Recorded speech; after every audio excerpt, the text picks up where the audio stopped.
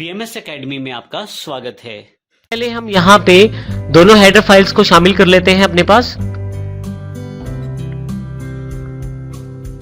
सबसे पहले मैं stdio.h फाइल को शामिल करता हूं, उसके साथ conio.h को। void main फंक्शन मैं यहाँ पे बना लेता हूं और ब्लॉक ओपन अर्थात फंक्शन ओपन कर देता हूं। यहां पे सबसे पहले मैं उन वेरिएबल्स को डिक्लेयर कर देता हूं जिनको मैं प्रयोग करना चाहता हूं अपने प्रोग्राम में। मेरे पास 3 वेरिएबल हैं ABC।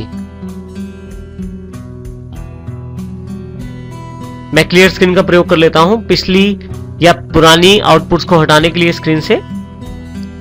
अब यहां से हम मेन कार्य शुरू करते हैं। देखिए यहां मैंने एक मैसेज प्रिंट करवा दिया है एंटर A। ये केवल एक मैसेज के रूप में स्क्रीन पे आएगा जो ये इंडिकेट करता है कि इसके पश्चात दी जाने वाली वैल्यू जो scanf के द्वारा ली जाएगी वो A के लिए है।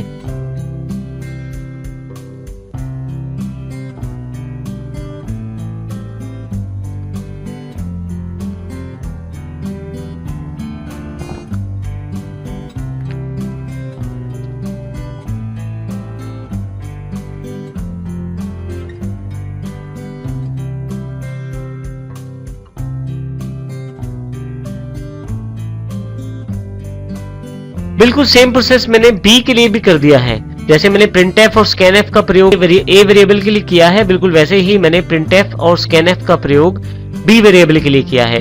इसके पश्चात मैं इन दोनों का टोटल करना चाहता हूं।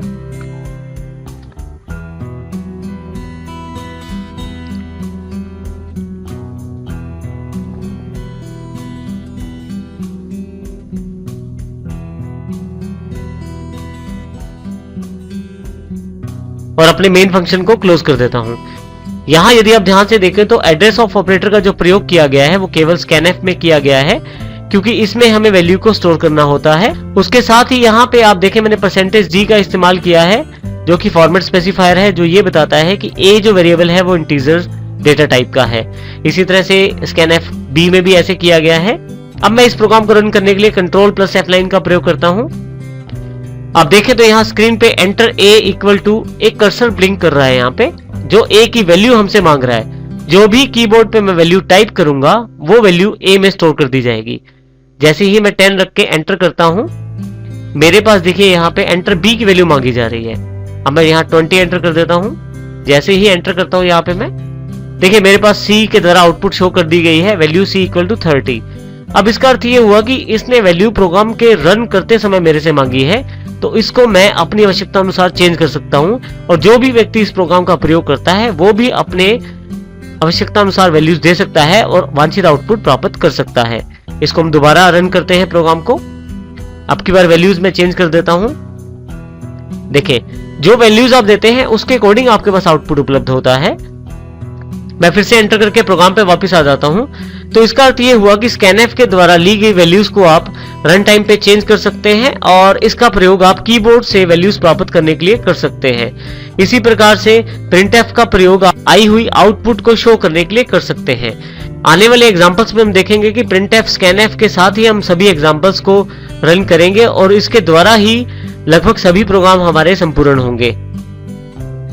हमने जो 2 वेरिएबल्स की वैल्यू ली थी मैंने इस प्रोग्राम में थोड़ा सा चेंज कर दिया है। देखिए अब की बार मैं printf के साथ थोड़ा सा मैसेज चेंज कर दिया है मैंने। एंटर A एंड B अर्थात मैं चाहता हूं A और B दोनों के लिए वैल्यू इकट्ठी एंटर कर दी जाए और scanf में मैंने यहाँ पे 2%d का प्रयोग किया है जिसमें पहला A की वैल्यू एक्सेप्ट करने के लिए और जो दूसरा %d है वो B की वैल्यू एक्सेप्ट करने के लिए है। यहाँ देखिए डबल कोट्स के पश्चात मैंने एड्रेस ऑफ A फिर कोमा एड्रेस ऑफ B का प्रयोग किया है। इसमें सबसे पहले जो वैल्यू दी जाएगी वो एड्रेस ऑफ A अर्थात A वेरिएबल में स्टोर की जाएगी और जो दूसरी बार वैल्यू दी जाएगी वो एड्रेस ऑफ B अर्थात B वेरिएबल में स्टोर की जाएगी। उसके पश्चात वही प्रोसेस आगे है। C में हमने दोनों का टोटल किया है और उनकी वैल्यू को प्रिंट करवाया है। अब मैं इस प्रोग्राम को अगर चला के देखूं तो क्या फर्क रहता है देखते हैं।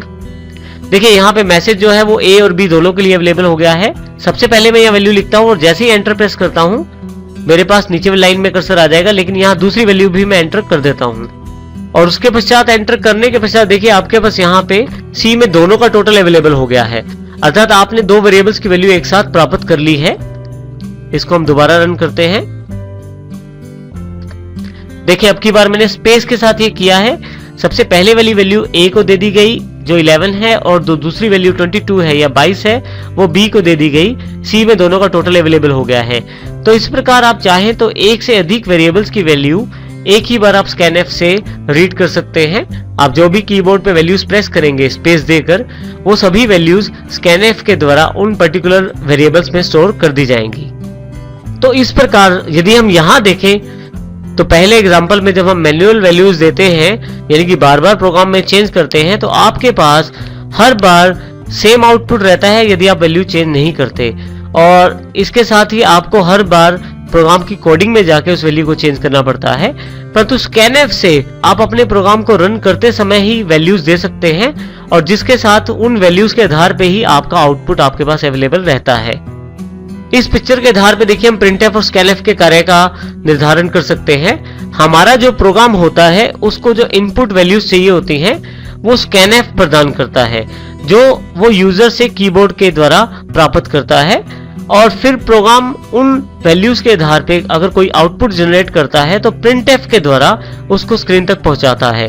हम ये कह सकते हैं यहाँ पे scanf का मुख्य कार्य इनपुट प्राप्त करना होता है और printf का मुख्य कार्य आउटपुट देना होता है। इस प्रकार से हम printf और scanf का प्रयोग कर सकते हैं। सी लैंग्वेज में जो नेक्स्ट टॉपिक हमारे पास उपलब्ध है वो है ऑपरेटर्स। अब हम सी लैंग्वेज के बेसिक ऑपरेटर्स की जानकारी लेंगे। हमारे पास सी लैंग्वेज में काफी तरह के ऑपरेशन करने के लिए डिफरेंट तरह के ऑपरेटर्स उपलब्ध हैं, जिनमें मुख्य उपलब्ध हैं arithmetic operators, relational operators, logical operators, assignment operators, bitwise operator. सबसे पहले हम अध्ययन करेंगे अर्थमेटिक ऑपरेटर्स का। अर्थमेटिक ऑपरेटर में यहाँ पे हमारे पास बेसिक ऑपरेटर्स उपलब्ध है, plus, minus, multiply, division, modulus के रूप में। लेकिन इन सब का प्रयोग करने से पहले हम यहाँ पे एक एग्जांपल का अध्ययन कर लेते हैं। मैंने तीन वेरिएबल यहाँ लिए हैं, इंटीजर A, B, C। तीनों की डेटा टाइप इंटीजर है, जिसमें मैंने A और B में वैल्यू स्टोर कर दी है। A में मैंने 10 और B में 20 स्टोर कर दिया है। अब हम एग्जाम्पल का अध्ययन करते हैं जिससे हम इन ऑपरेटर को समझ सकते हैं। सबसे पहले हमारे पास यहाँ सी लैंग्वेज में राइट हैंड साइड की एग्जीक्यूशन होती है। सबसे पहले यहाँ पे A प्लस B का अर्थ है कि A और B को जोड़ दो, और जो आउटपुट वापस आएगा उसको C में ट्रांसफर कर दिया जाएगा।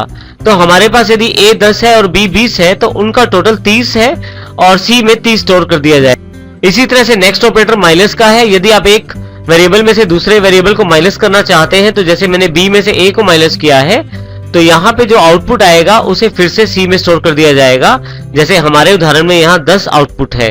इसी तरह से यदि आप मल्टीप्लाई का प्रयोग करना चाहते हैं तो A को मल्टीप्लाई करेंगे B से, आउटपुट जो आएगा उसे फिर से C में स्टोर कर दिया जाएगा। देखिए यहाँ पे हमारे एग्जांपल के अनुसार जो आउटपुट है वो 200 है, अर्थात 200 है। यहाँ पे दो लास्ट ऑपरेटर को जरूर ध्यान से देखें। सबसे पहले है डिवीजन। यदि हम B को डिवाइड करते हैं A से तो हमारे पास 2 आंसर आता है। और सबसे लास्ट वाला जो ऑपरेटर है मॉड्यूलस, यदि B को मॉड्यूलस 1 किया जाता है तो हमारे पास 0 आंसर आता है। इन दोनों ऑपरेटर्स को ध्यान से समझना जरूरी है। इसको हम अलग से एक एग्जांपल के द्वारा समझते हैं।